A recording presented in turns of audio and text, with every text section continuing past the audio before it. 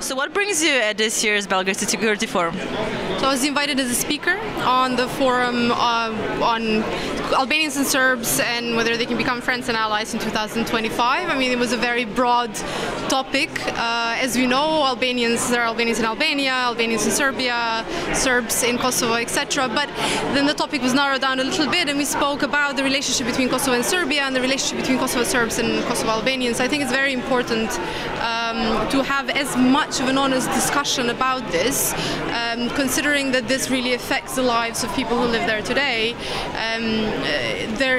As we know, there was an agreement that was made recently between Kosovo and Serbia.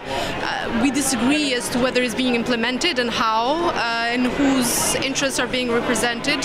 So it was good to talk about this and talk about this openly and honestly at such a forum.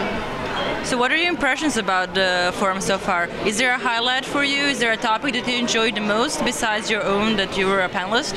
No, of course. I was here today. I wasn't here yesterday, so I cannot speak about the panels yesterday. I really enjoyed listening in to the topic on European peripheries. I think there is a big debate in Europe, in the continent, so in the European Union and outside, about what to do with the countries that are in the European continent but not in the EU. The Ukraine crisis brought this question up, but also what is happening in the Balkans is continuously sort of challenging this notion of whether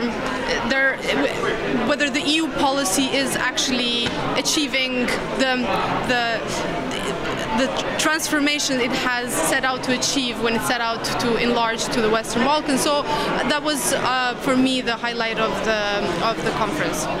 And for the end, did you enjoy, was it useful for you to exchange the opinions, knowledge and experience with other experts? Yeah, of course, it always is. I mean, I have these, there's contacts that you make here that then you continue to use. I'm a researcher, so this is extremely useful for me. Thank you very much for your time and enjoy.